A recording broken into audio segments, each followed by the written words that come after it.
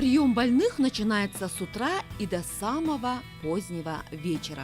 К врачу Бактыгуль Усупбековой обращаются люди разных возрастов. Среди них есть и маленькие пациенты. Родители Эмира обратились к доктору, когда мальчику исполнилось 2 года.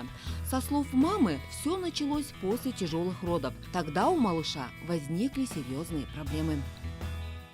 В 2,2 мы обратились к Бактыгуль Шашикевне с такой проблемой, что у нас были неврологические проблемы, у ребенка врожденная киста, также у него была кривошея, косоглазие и задержка речевого развития. С тех пор мы посещаем Бактыгуль Шашикевну. Первый год мы посещали очень часто, так как проблемы были большие. Сейчас, как вы видите, ни косоглазия, ни кривошеи, ничего этого нету. Сейчас мы просто приходим раз в полгода. Сейчас мы просто готовимся к школе, поэтому мы активнее приходим. После длительного лечения Эмир чувствует себя хорошо, но доктор продолжает лечение, чтобы корректировать поведение ребенка и улучшить его память. Бактыгуль Шашикевна – доктор от Бога. Она вылечила многих людей. Ее руки словно чувствительный прибор, способный найти причину, вызывающую болезнь, и устранить ее. Мы называем техника на миллион, ее так и называют. Техника на $1 миллион – это техника, когда освобождаем брыжейку тонкой кишки. Вот то, что делают, да, это и техника тоже Бораля, техника на $1 миллион. Улучшая вот эту технику, проводя на брыжейке тонкой кишки, можно улучшить, убрать поясничные боли, даже улучшится работа крестца. И она также влияет на работу органов, расположенных в малом тазу, это у взрослых людей. А у деток вот это кишечные колики, запоры, кожные проблемы. Я вообще... Поля, ничего. Мы дадим тебе другую игрушку. У китайцев есть такие золотые слова, что если у человека проблема сзади, лечи спереди. Если проблема сверху, лечи снизу. То есть часто вот именно брыжейка тонкой кишки, проблемы в кишечнике может быть одной из причин проблем поясничных болей, нарушения менструального цикла у женщин. То есть всякие возможные как гинекологические, так и урологические проблемы могут быть связаны непосредственно с брюшной полостью, с его содержимым.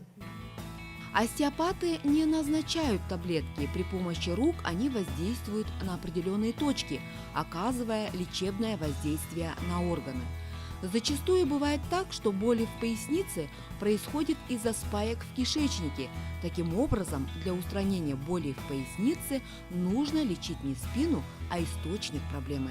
Врач-остеопат может избавить от головных болей, снять боли в мышцах, проблемы с желудочно-кишечным трактом, лор-органами, гормонами и так далее.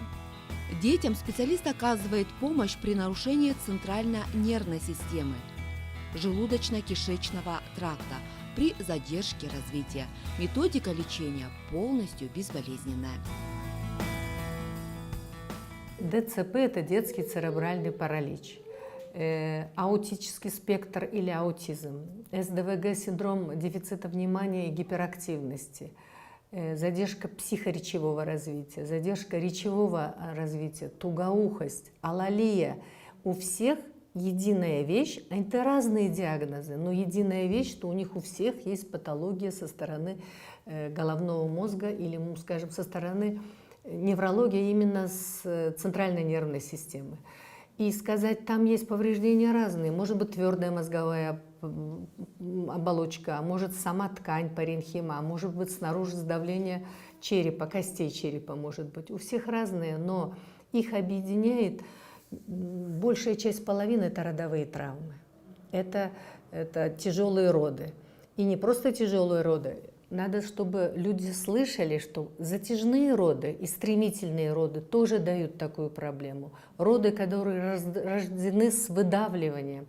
Если роды затянутся, то доктора помогают, чтобы вышел плод, и давят на живот, полотенцем перетягивают, локтем давят, выдавливают.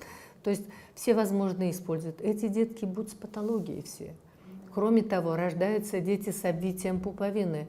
там все равно будет с гипоксией мозга. Все, что есть, кроме того, с кефалогематома, то есть гематомкой на голове, у них тоже будут проблемы.